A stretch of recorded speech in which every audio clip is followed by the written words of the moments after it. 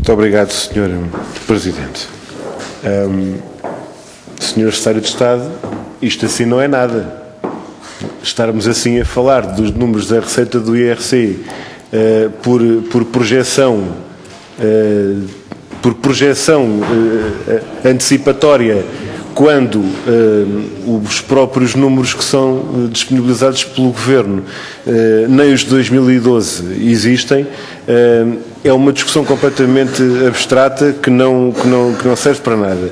Aliás, queremos aqui reforçar, já foi dito, que estamos a falar de comparação com cenários de redução da taxa nominal do IRC num contexto completamente diferente face ao que temos hoje. Completamente diferente. É incomparável. Aliás, do ponto de vista do investimento, aquilo que nós encontramos é a menor das razões, a menos relevante das razões, nos termos das respostas das próprias empresas, nos inquéritos ao INE, em todos os elementos. O principal e fundamental fator é a questão da procura interna. E o senhor veja lá, se a meio do ano não teve, para esse efeito, uma ajudinha do Tribunal Constitucional quando obrigou o Governo a pagar o subsídio de férias. Isto, desse ponto de vista, para a procura interna e para a atividade das empresas e, se calhar, a receita de IRC, ainda vamos ver até que ponto é que essa matéria tem ou não algum peso.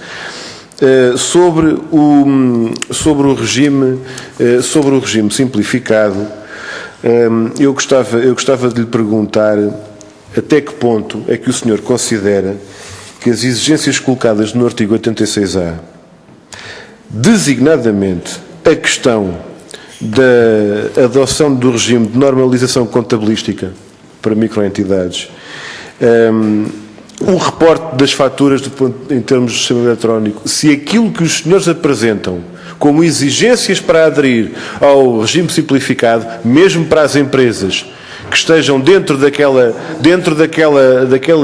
patamar, daquelas que podem aderir nos termos do volume de negócios, se isto significa para o Sr. Secretário de Estado que o facto de terem estas despesas e estas exigências, lá porque não pagam ao fisco e pagam a mais alguém, significa que não gastam. Não sei se me faço entender. Porque aquilo que está aqui como exigência implica despesas para as empresas, implica esforço adicional, implica outras exigências que os senhores colocam. E, portanto, essa coisa de que é tudo uma questão de opções e as empresas só têm a perder se não aderirem, e tontos serão os empresários que não quiserem assumir isto. São opções que as empresas podem não estar em condições de tomar.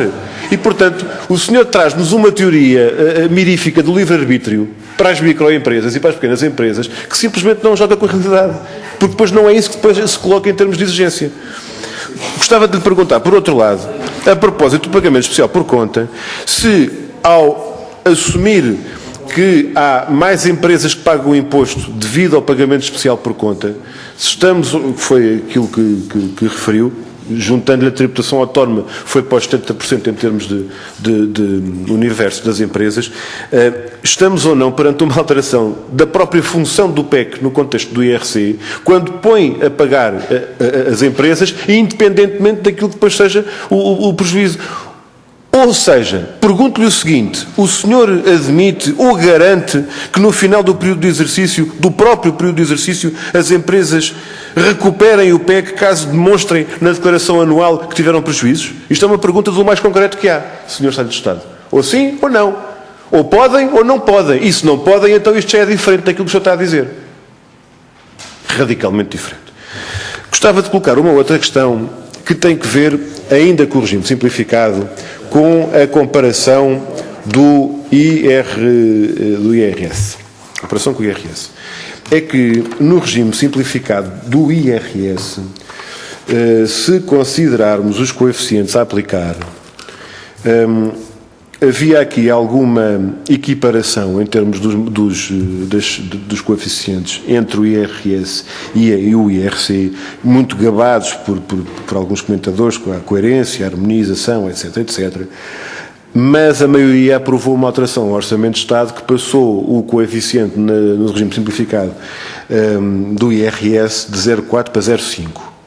E eu pergunto, para 15, peço desculpa, de 0,4 para 15, de 0,04 para 0,15. E eu pergunto-lhe que implicações é que isto tem, da forma mais simples e objetiva, lhe coloco esta questão. Que implicações é que isto tem, do ponto de vista da tributação designadamente para empresários em nome individual, comparativamente a esta situação do IRC e da definição dos coeficientes? O senhor dirá, isto não fui eu que fiz, foi a maioria na Assembleia.